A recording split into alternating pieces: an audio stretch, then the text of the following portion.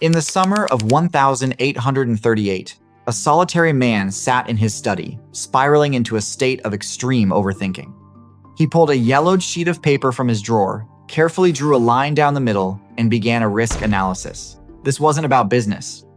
He was analyzing the risks for the most high-stakes project of his life. Should he get married? In the left column, he meticulously listed the pros of marriage: companionship, someone to care for him in his old age, and a wife who was, in his exact words, better than a dog anyhow. But in the right column, his genius brain completely short-circuited, automatically simulating a relentless barrage of marital doomsday scenarios. He feared losing his freedom. He dreaded endless arguments and noisy children shattering his peace and quiet. He obsessed over the financial burden that would leave him with no money for books, terrified he would become lazy and complacent. And the absolute peak of his paranoia? The crushing fear that he would never ever be able to ride in a hot air balloon or travel alone again? That conflicted, anxiety-ridden man was Charles Darwin.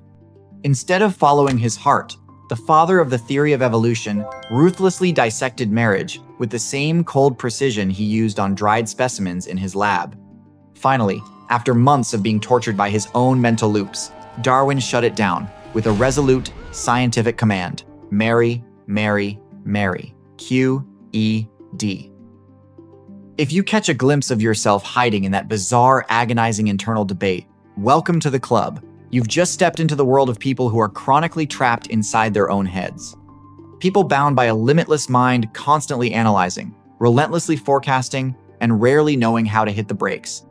Society calls it overthinking. Let's be brutally honest and call it what it really is: a disease of self-sabotage. And inevitably, outsiders will throw their usual brand of toxic positivity your way. Just stop thinking so much. Relax. It's not that deep. They act as if your brain is a simple light switch. Just flick it off, and your world instantly plunges into Zen-like peace. That advice is both laughable and utterly useless. You cannot command a supreme biological supercomputer to shut down with a few dry, cliché platitudes. The truth is, overthinking isn't a bad habit. It is a prehistoric survival reflex that has simply passed its expiration date.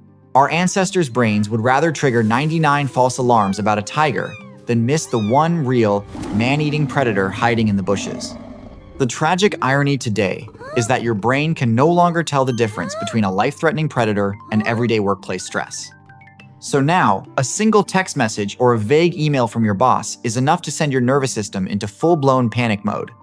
I'm going to show you how one of the greatest minds in history used this exact mental chaos to literally light up the world.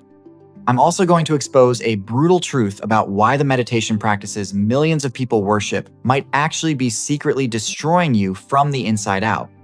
But first, we need to look dead in the eye at the sheer devastation happening inside you right now.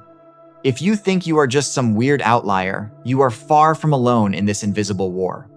Researcher John Acuff conducted a massive study of 10,000 people to measure the destructive scale of this modern epidemic. The results hit like a bucket of ice water to the face of modern society's so-called peace of mind. A staggering 99.5% of respondents confessed they struggle with overthinking on a daily basis. And the fallout isn't just harmless or mildly annoying. 73% reported that this mental hurricane leaves them feeling inadequate and totally worthless. Worse still, 52% documented feeling completely drained of both physical and mental energy after surviving these bloodless battles fought entirely inside their own skulls. Think about it. You are sitting in dead silence on your couch. You haven't lifted a single dumbbell, yet you feel as exhausted as if you just ran a 26 two-mile marathon. Your brain only accounts for about 2% of your body weight, but it devours up to 20% of your body's entire energy supply. Forcing your brain to crunch tens of thousands of phantom variables will incinerate your energy reserves faster than backbreaking manual labor. That is exactly why overthinking leaves you so utterly depleted and completely paralyzes your ability to make decisions. So why do we torture ourselves to such an extreme degree? Clinical psychologist Dr. Susan Nolan Hoeksema spent years unraveling this phenomenon through her response styles theory. She discovered that our brains sometimes operate like an eccentric, tireless baker. It takes a tiny speck of negative dust, a half-hearted like from your crush, or a text left on read for 2 hours, and it starts kneading it, stretching it, and stuffing it with every horrible worst-case scenario imaginable. It works relentlessly until that tiny speck balloons into a massive boulder, crushing your chest. But here is the darkest secret of all. Your brain is actually addicted to that feeling. Every time you analyze a risk or ruminate on a past mistake, your brain releases a micro-hit of dopamine. This biological machine deceives you using highly sophisticated metacognitive beliefs. It whispers in your ear, "If I just worry enough, I won't be caught off guard, and I can control the future."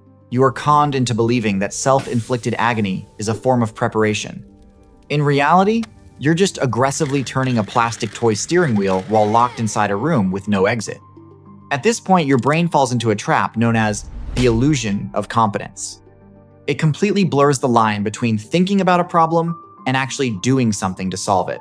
The harder you grind your gears, the more your brain rewards itself with a fake sense of satisfaction, tricking you into feeling like everything is under control.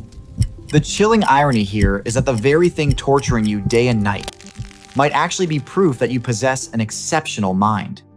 A landmark study conducted on 3,700 members of Mensa, a community of individuals whose IQs rank in the top 2% of humanity, exposed a brutal truth. The empirical data showed that highly intelligent individuals have significantly higher rates of anxiety and mood disorders compared to the general population. It's not because you are weak or lack mental toughness. It's because their pattern recognition capabilities are simply too powerful. Your nervous system is a supercomputer, constantly scanning environmental signals, breaking down barriers, and running the most complex cost-benefit algorithms imaginable. But that machine never, ever takes a day off. When there is no real-world data to process, no massive problem to solve, your idle brain will invent a job for itself by ransacking your own past. It dissects every minor, cringeworthy misstep and projects thousands of impending disasters. You are quite literally so smart that you built an invisible prison just to lock yourself inside. I vividly remember late last Saturday afternoon, sitting in a small corner coffee shop.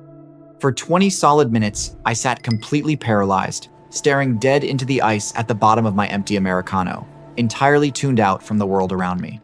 I wasn't pondering global warming, the stock market, or grand philosophical dilemmas. I was obsessively rewinding the tape of an incredibly embarrassing, tone-deaf comment I accidentally let slip 5 whole years ago. A fleeting, awful moment at a get-together that absolutely no one on Earth remembers, except me. Psychology calls this irrational obsession the Zeigarnik effect. Our brains absolutely despise unfinished business. Because of this, it constantly drags that terrible memory back to the surface, forcing you to scrutinize and dissect it. It demands a perfect resolution for something in the past that fundamentally cannot be changed. In that moment, I asked myself, why can't I just hit the off switch on this freakish movie reel and get some peace of mind? The natural reflex for anyone caught in a thought storm is to grit their teeth, squeeze their eyes shut, and command themselves, I need to stop thinking about this right now. Let me shoot straight with you. Every time you do that, you are just pouring gasoline on the fire. Cognitive science has proven the sheer impotence of human willpower through a concept known as the white bear paradox. In a famous experiment, participants were asked to speak their minds freely with one single strict rule. You must absolutely not think of a white polar bear. Whenever the image of the white bear accidentally popped into their heads, they had to confess by ringing a bell. The result was a stinging slap in the face to the arrogance of human mental control. The bells rang incessantly throughout the lab on average. Participants rang the bell more than once a minute. When you command yourself not to worry, your brain's subconscious monitoring system is forced to actively scan for the concept of worry, just to make sure you're following the rules. Trying to brute force negative thoughts away with willpower is essentially just you systematically practicing those exact thoughts on a loop. Neuroscience is clear. The harder you force yourself to forget a fear, the more it backfires. Neurons that fire together, wire together, by tensing up to resist. You aren't fighting it off, you are practically pouring reinforced concrete, building a massive superhighway for your anxiety to cruise on. Faced with this dead end, the self-help industry immediately tosses you a trendy, Zen-sounding life raft, meditation, and mindfulness. They tell you to sit still, close your eyes, observe your thoughts passing by like clouds, and live fully in the present moment to calm your mind. Sounds safe, Peaceful and totally harmless, right? But the truth always has sharp thorns hidden beneath that flawless veneer. Dr. Willoughby Britton, a professor of psychiatry, published data that completely shatters the harmless image of these practices. For a specific subset of people, especially those who already possess a hypersensitive nervous system, meditation doesn't reduce anxiety. It actively pushes them into a living nightmare.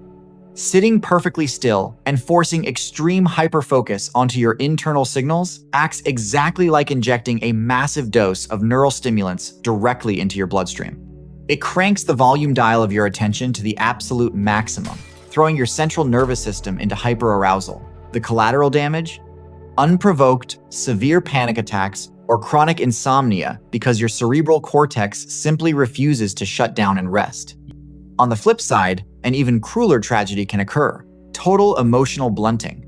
You practice the skill of stepping back and detaching from negative thoughts so effectively that you accidentally sever your own ability to feel genuine joy, empathy, and happiness.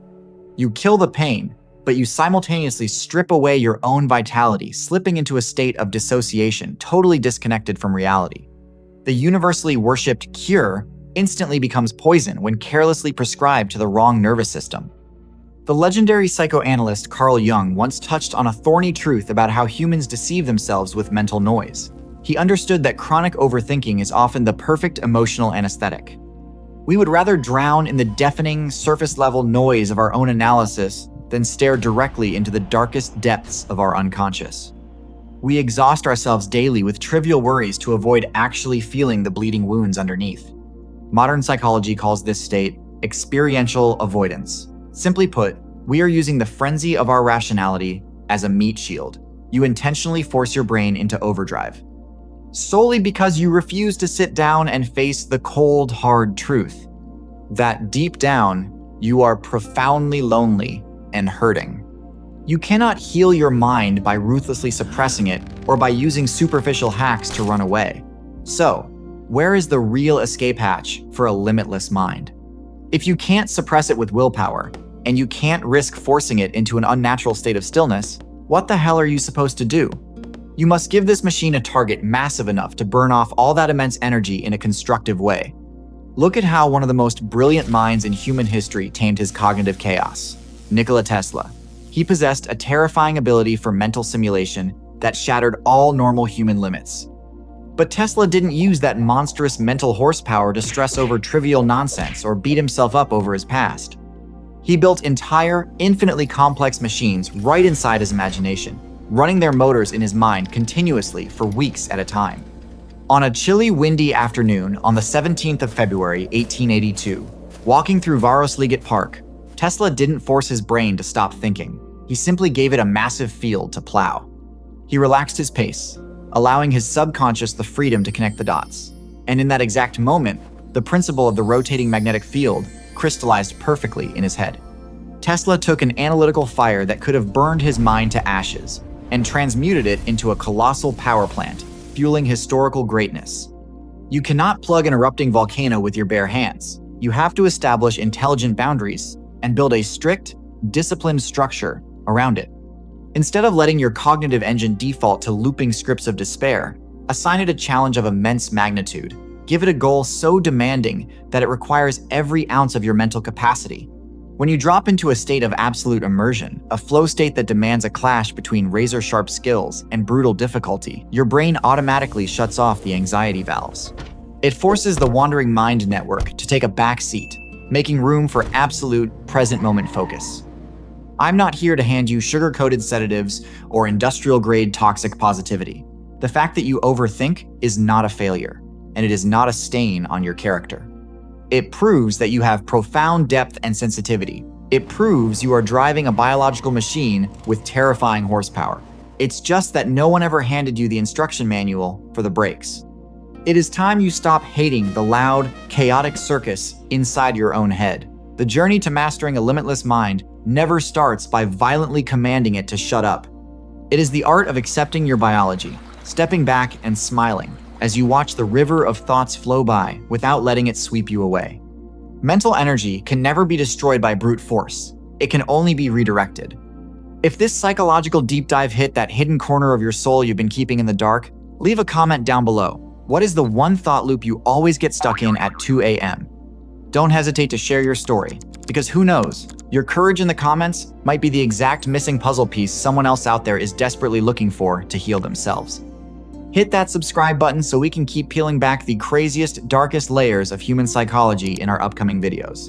And remember, stop trying to fight your brain. Start putting it to work.